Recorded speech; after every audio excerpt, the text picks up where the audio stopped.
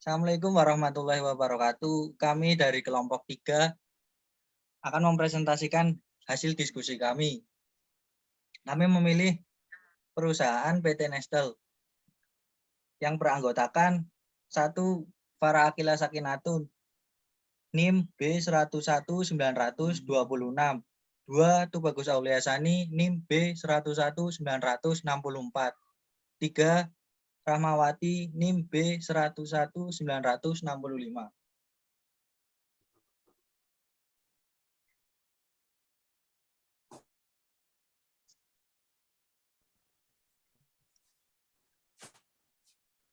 Profil perusahaan Nestle. Nestle merupakan sebuah perusahaan multinasional di VV Swiss yang bergerak dalam bidang makanan.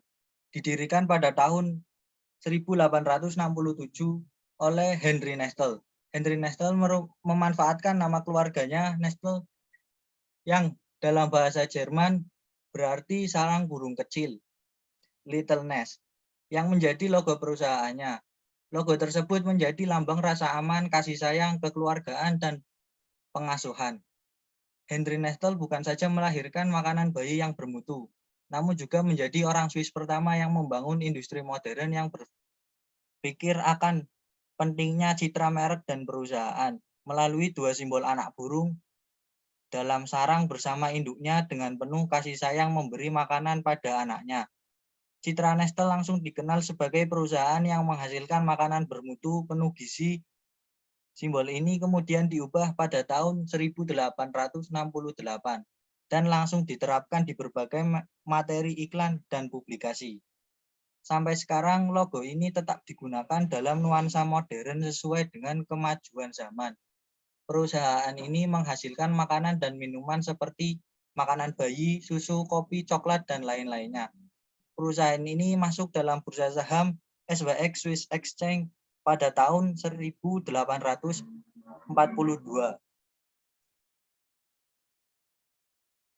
Pada tahun 1950,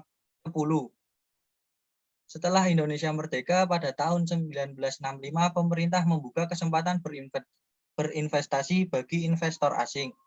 Kebijakan ini mendorong Nestle dan para mitranya untuk membuka usaha di Indonesia. Pada tanggal 29 Maret 1971, Nestle SE yang berpusat di VV Swiss bersama mitra lokalnya mendirikan PT Food Specialities Indonesia. Pabrik pertama didirikan di Waru, Jawa Timur. Pabrik ini didirikan pada tahun 1972 dan mulai beroperasi pada tahun 1973 yang menghasilkan susu Cap Nona. Tahun 1979, PT Nestle Beverage Indonesia dahulu bernama PT Indofood Jaya Raya yang memiliki pabrik di Panjang, Lampung.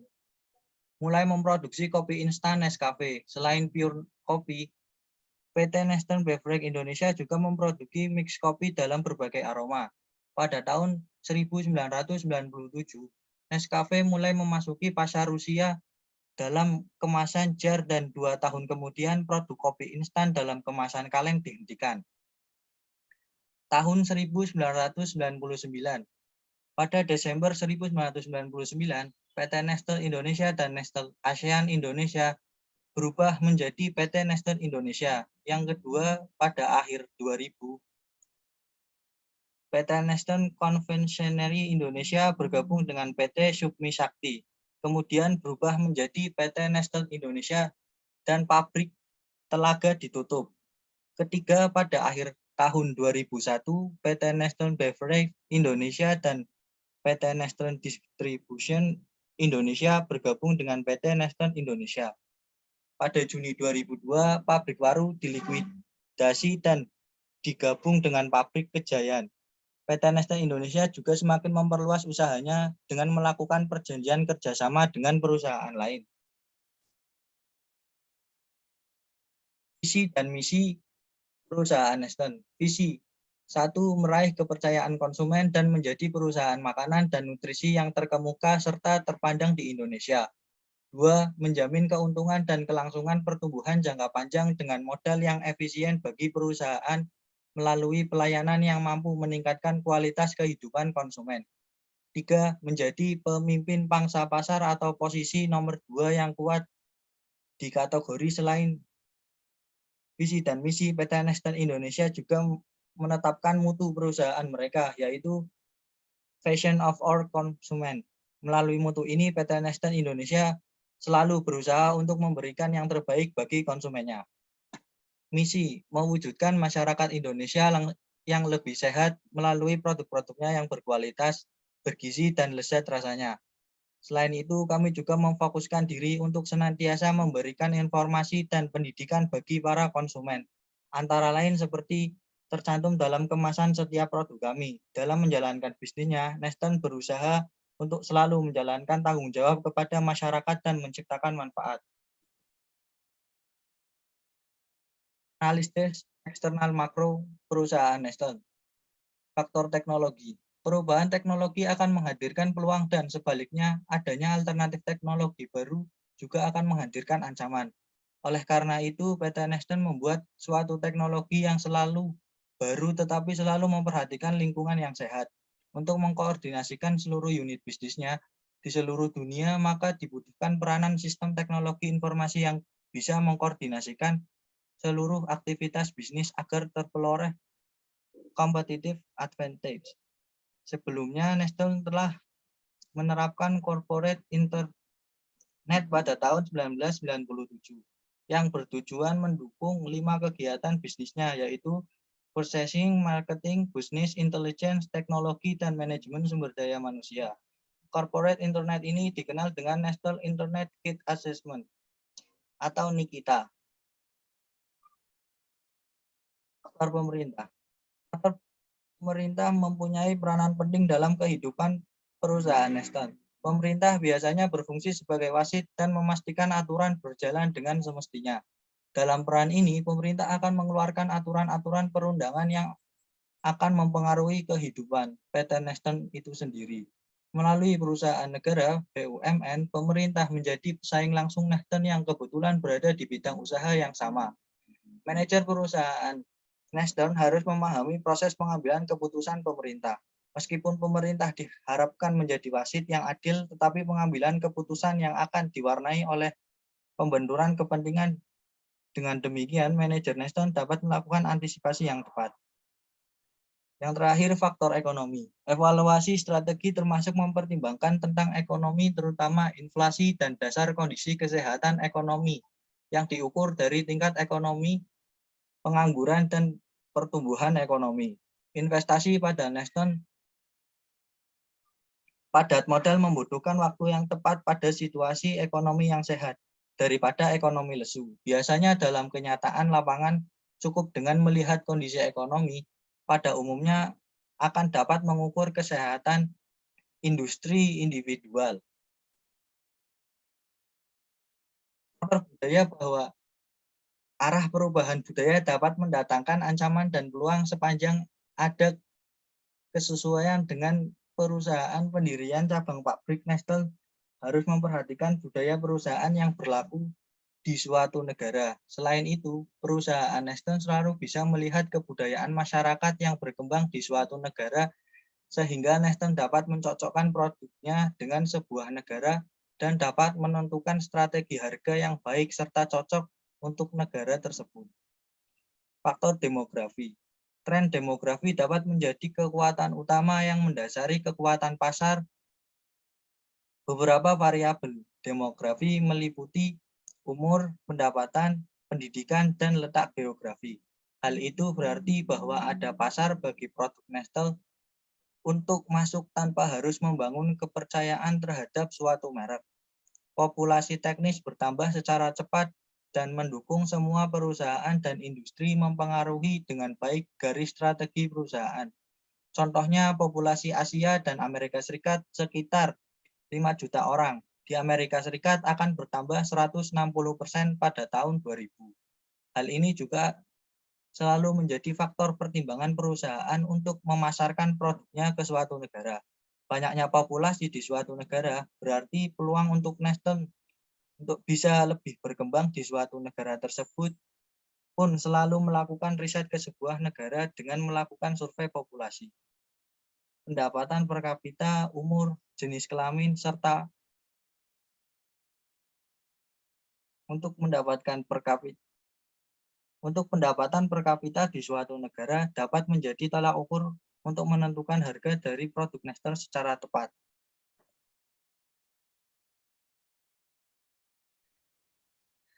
Analisis eksternal mikro.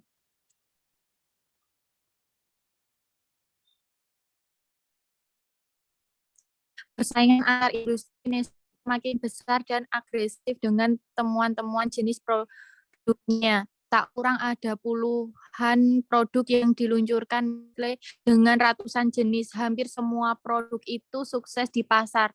Tentu saja karena didukung distribusi yang kuat dan konsep pemasaran yang itu. Salah satu produk Nestle yang banyak digemari adalah susu coklat.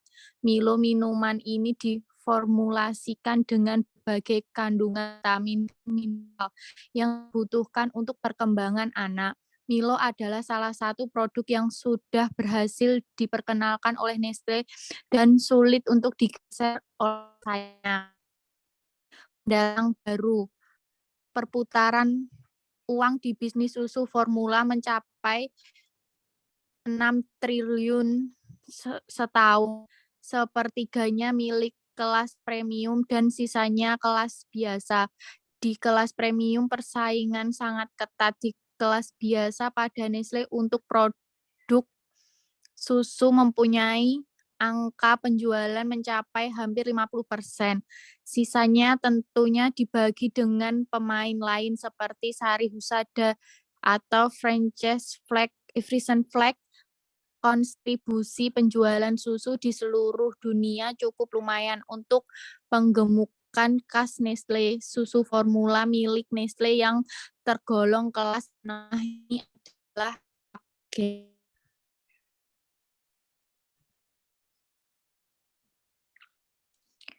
pembeli. Sebagai perusahaan multinasional, Nestle mempunyai pangsa pasar yang besar. Ini ditunjukkan dari banyaknya jenis-jenis produk yang dipasarkan oleh Nestle, seperti kopi, coklat, sereal, susu, dan lain-lain.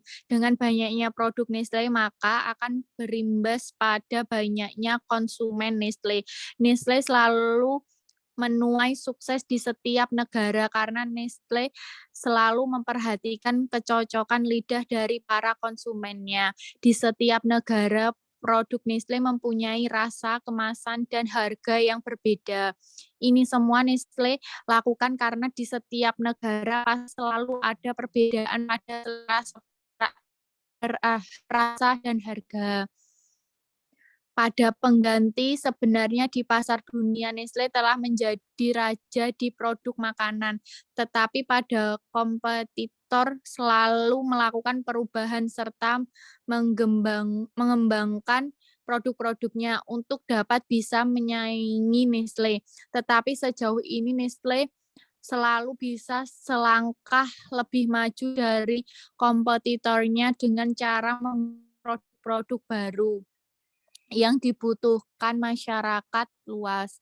Nestle dalam mengeluarkan produknya selalu melihat dulu kebutuhan apa yang diinginkan oleh para konsumennya, sehingga produk kompetitornya seperti Unilever dapat disaingi oleh produk Nestle dengan cepat. Selama ini Nestle selalu dapat memenuhi kebutuhan konsumennya dengan beragamnya produk Nestle yang dikeluarkan.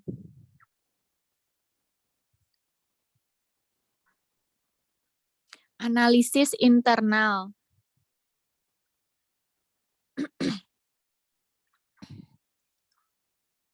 Satu, manajemen dan SDM. Kekuatan gaya manajemen sudah modern dan produktif. Sistem manajemen sangat kompetitif dalam melakukan penilaian kinerja yang dibutuhkan dan bermanfaat bagi organisasi agar tercapai tujuan bisnisnya. Kelemahan manajemen kontrol terlalu tersentralisasi yang memungkinkan tiap anak cabang membuat keputusan atau kebijakan untuk dirinya sendiri. 2. Pemasaran. Kekuatan saluran distribusi luas dikarenakan PT Nestle dikenal dengan baik oleh masyarakat sebagai produk yang memiliki kualitas produk unggulan dan memiliki image atau citra yang baik di konsumen sehingga tidak sulit bagi Nestle untuk meluncurkan produk baru di pasar. Nestle dengan image baiknya dapat memperluas pasar dan menjangkau konsumen dengan cara membuka kafe atau gerai khusus produk Nestle. Kelemahan pesaing sejenis dengan kekuatan produk yang tidak buruk dan memiliki harga jual yang terhitung murah juga merupakan ancaman bagi Nestle karena banyak konsumen yang menjadi harga sebagai pertimbangan akan beralih ke produk tersebut.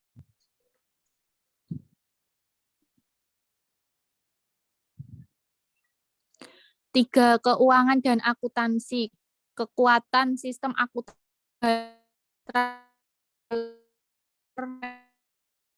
dengan image perusahaan yang perluas pasar menumbuhkan pangsa pasar yang lebih besar. Kelemahan biaya pada periklanan atau promosi yang sangat mahal setiap kali tayang. 4. Produksi. Kekuatan produksi dari Nestle merupakan produk dengan kualitas unggulan disertai jaminan mutu dan kualitas dari Nestle dengan standar mutu dan standar produk yang ketat. Populernya produk berbasis kesehatan yang menciptakan peluang bagi Nestle. Kelemahan karena produk-produk memiliki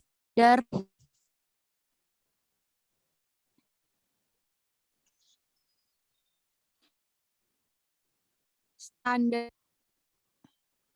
yang baik dan harga yang relatif mahal sebagai besar konsumennya adalah masyarakat menengah ke atas.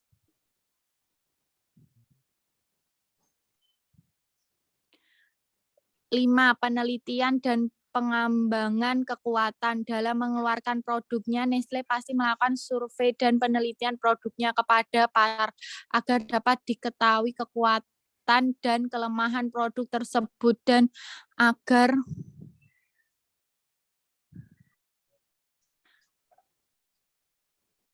nantinya saat produk yang akan dikeluarkan dapat diterima oleh para konsumen.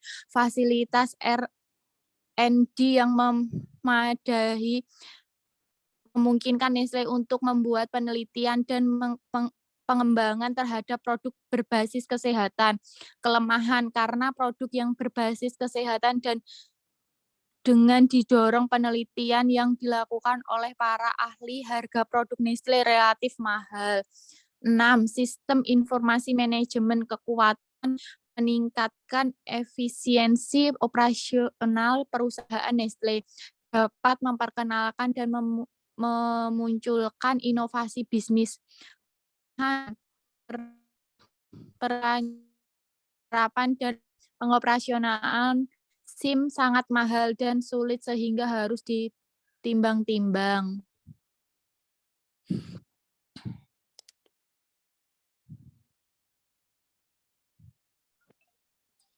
Analisis SWOT.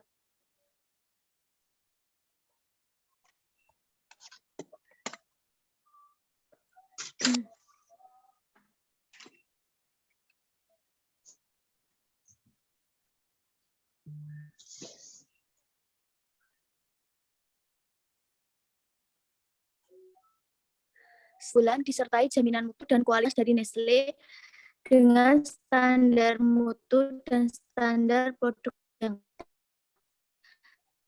distribusi yang luas dengan portofolio yang beragam, metode disesuaikan soal desentralisasi dalam rantai pasokan, termasuk pasar jalanan, pedagang keliling, distributor dari pintu ke pintu, dan outlet. Setelah membahas harga produk Nestle yang relatif mahal dibanding produk sejenis merek lain, sehingga tidak semua kalangan. Karena produk-produk Nestle memiliki standar yang baik dan harga yang relatif mahal. Sebagian besar konsumennya adalah masyarakat menengah ke atas.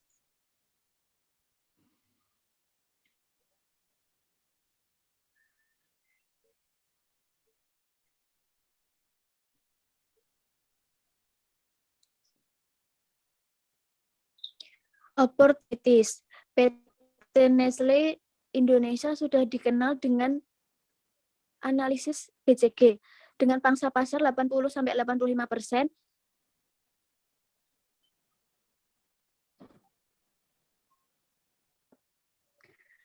Opportunities. PT Nestle Indonesia sudah dikenal dengan baik oleh unggulan dan memiliki image atau citra yang baik di mata konsumen sehingga tidak sulit bagi Nestle untuk meluncurkan produk baru di pasaran. Meningkatnya kesadaran masyarakat akan pentingnya kesehatan membuat maraknya muncul produk-produk berbasis kesehatan. Nestle yang mempunyai keunggulan dalam mutu dan kualitas produk memiliki peluang untuk menjadi brand dengan produk berbasis kesehatan nomor 1 di Indonesia. Trade. Nestle memiliki image melekat oleh konsumen bahwa harga produk dari Nestle relatif mahal dibanding produk sejenis dari perusahaan lain sehingga konsumen yang menjadikan harga sebagai pertimbangan akan mencari produk substitusi atau beralih ke produk sejenis merek lain. Pesaing sejenis dengan kualitas produk yang tidak buruk dan memiliki harga jual yang terhitung murah juga merupakan ancaman bagi Nestle karena banyak konsumen yang menjadikan harga sebagai pertimbangan akan beralih ke produk tersebut.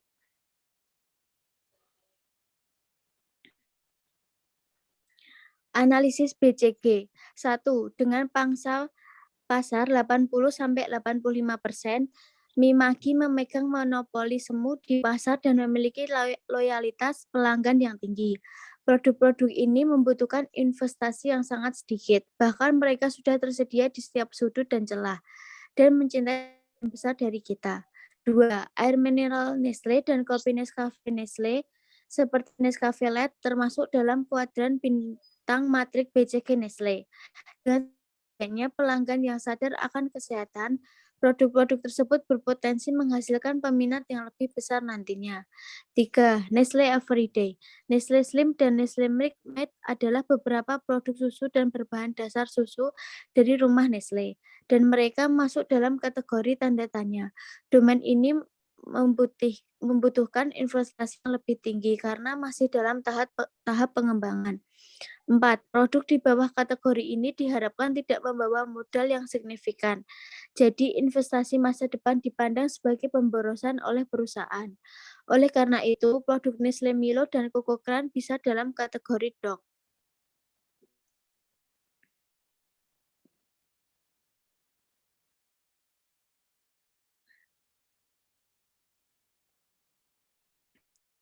Alternatif strategi. Sebaiknya perusahaan lebih meningkatkan lagi ketelitian dalam pelaksanaan manajemen operasi pada perusahaan, terutama dalam memperhatikan pengalaman serta produk yang dihasilkan oleh perusahaan. Sebaiknya perusahaan lebih meningkatkan kinerja karyawannya sebagai dapat mengoptimalkan potensi dari sumber daya manusia yang ada di perusahaan serta menanamkan kesadaran akan tanggung jawab terhadap tugas yang diberikan perusahaan. Sebaiknya perusahaan lebih menekankan lagi peraturan-peraturan yang ada di dalam setiap cabang-cabang perusahaan di setiap negara, sehingga dapat menjadi dasar yang kuat untuk dapat lebih mengembangkan dan menjaga eksistensi perusahaan di pasar dunia. Strategi terpilih. Memilih strategi terbaik PT Nestle. Alternatif strategi terpilih. Penetrasi pasar, persyaratan kondisi efektifnya adalah menguasai pasar dunia secara sehat di mana produk Nestle banyak mengeluarkan produk makanan dan minuman sehat. Yang kedua, meningkatkan anggaran pada sektor periklanan agar produk Nestle semakin dikenal sebagai produk yang sehat dan memiliki mutu berkualitas. Alternatif strategi terpilih pengembangan produk, persyaratan kondisi efektifnya adalah 1. Perusahaan memiliki produk yang beragam dan bervariasi agar pasar tidak jenuh dan bisa diterima berbagai lapisan masyarakat. Yang kedua, melakukan riset pasar guna meneliti selera konsumen. Alternatif strategi terpilih pengembangan pasar. Persyaratan tingginya minat beli masyarakat di Indonesia menjadikan potensi tingginya permintaan pasar. Yang kedua, perusahaan selalu membujuk dan mempromosikan agar masyarakat yakin untuk menggunakan produknya sehingga pengembangan pasar makin luas dan berkembang. Alternatif strategi terpilih integrasi horizontal. Persyaratan kondisi efektifnya adalah satu, perusahaan memiliki SDM yang terlatih dan profesional serta sumber modal yang dikelola dengan baik. Yang kedua, peningkatan skala ekonomi yang baik memberikan keunggulan kompetitif yang benar. Sekian presentasi dari kelompok kami. Atas perhatiannya, saya ucapkan terima kasih. Wassalamualaikum warahmatullahi wabarakatuh.